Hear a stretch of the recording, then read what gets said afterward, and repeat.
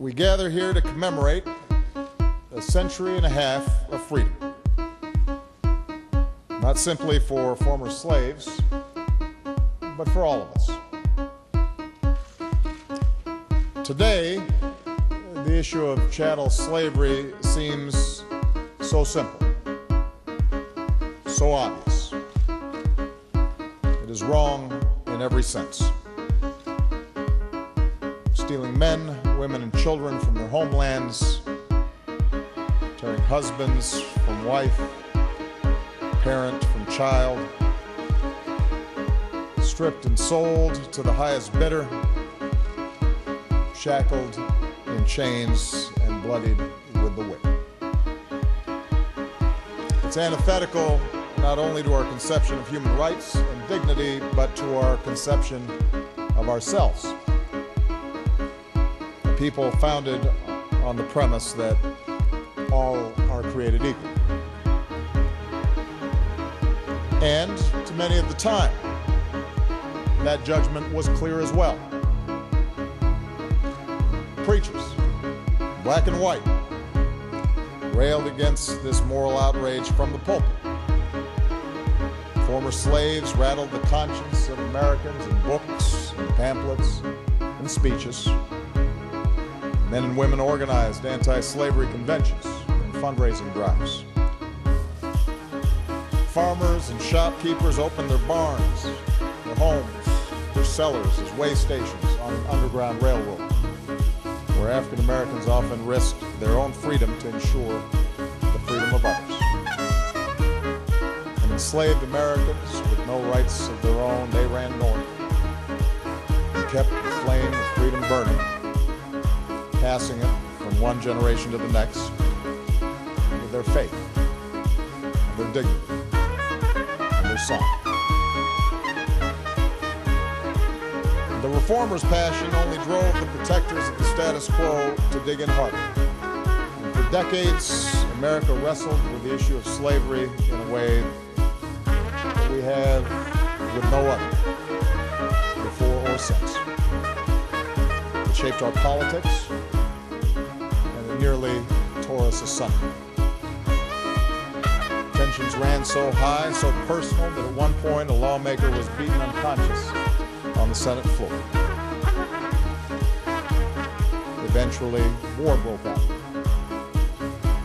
Brother against brother, North against South. At its heart, the question of slavery was never simply about civil rights. It was about the meaning of America, the kind of country we wanted to be. Whether this nation might fulfill the call of its birth. We hold these truths to be self-evident, that all men are created equal, that they are endowed by their Creator with certain inalienable rights. Among those are life and liberty and the pursuit of happiness. President Lincoln understood that if we were ever to fully realize that founding promise, it meant not just signing an Emancipation Proclamation, not just winning a war. It meant making the most powerful collective statement we can in our democracy, etching our values into our Constitution. He called it a king's cure for all the evils. 150 years proved the cure to be necessary but not sufficient. Progress proved halted, too often deferred. Newly freed slaves may have been liberated by the letter of the law, but their daily lives told another tale. They couldn't vote, they couldn't fill most occupations, they couldn't protect themselves or their families from indignity or from violence.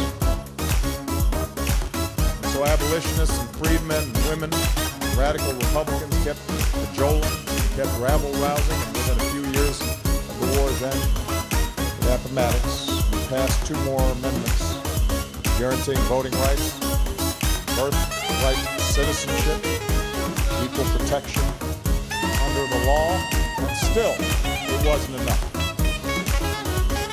For another century, we saw segregation and Jim Crow make a mockery of these amendments, and we saw justice turn a blind eye to mobs with nooses slung over trees. We saw bullets and bombs terrorize generations. And yet, through all this, the call to freedom survived. We hold these truths to be self-evident. Eventually, a new generation rose up to march, to organize, to stand up, to sit in. With the moral force of nonviolence and the sweet sound of those same freedom songs that slaves had sung so long ago. Crying out not for special treatment, but for equal rights. Calling out for basic justice promised to them almost a century before. Like their abolitionist predecessors, they were plain, humble, ordinary people, armed with little but faith. Faith in the Almighty, faith in each other, and faith in America.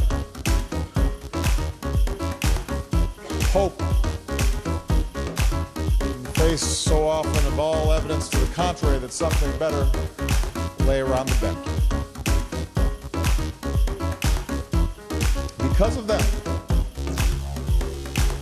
maids and porters and students and farmers and priests and housewives, because of them, the civil rights law was passed and the voting rights law was signed, and doors of opportunity swung open not just for the black porter, but also for the white chambermaid and the immigrant dishwasher, so that their daughters and their sons might finally imagine a life for themselves beyond washing somebody else's laundry or shining somebody else's shoes. Freedom for you and for me. Freedom for all of us. And that's what we celebrate today. The long arc of progress. Progress that is never assured, never guaranteed, but always possible. Always there to be earned. No matter how stuck we might seem sometimes, no matter how divided or despairing we may appear, no matter what ugliness may bubble up, progress, so long as we're willing to push for it, so long as we're willing to reach for each other. We would do a disservice to those warriors of justice, Tubman and Douglas, and Lincoln and King, were we to deny that the scars of our nation's original sin are still with us today.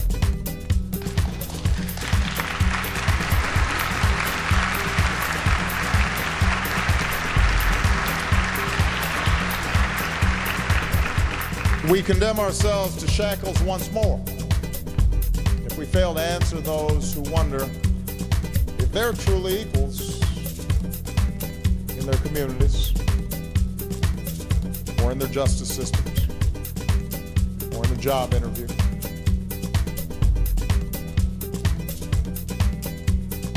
We betray the efforts of the past if we fail to push back against bigotry in all its forms.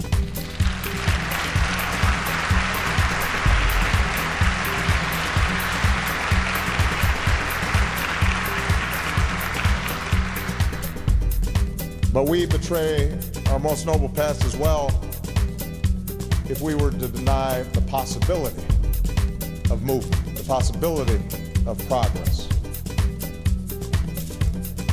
If we were to let cynicism consume us and fear overwhelm us. If we lost hope. For however slow, however incomplete, however harshly, loudly, rudely challenged at each point along our journey in America, we can create the change that we seek.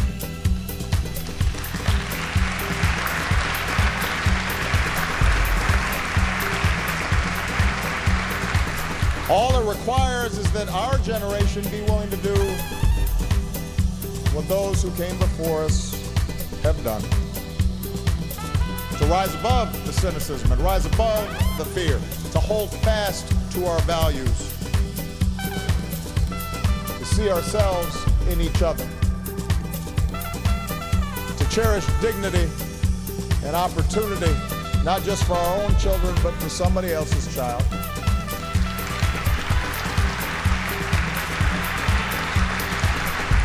To remember that our freedom is bound up with the freedom of others, regardless of what they look like or where they come from or what their last name is or what faith they practice.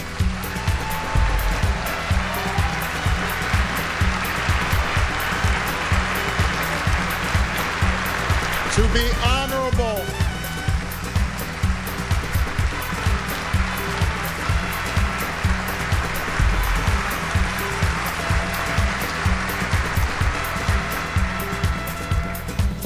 be honorable alike in what we give and what we preserve.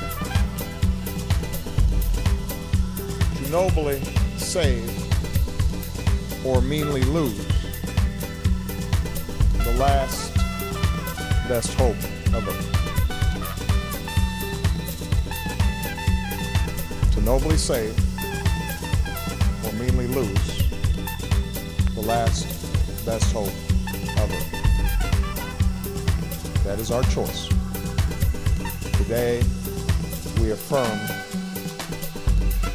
hope. Thank you. God bless you.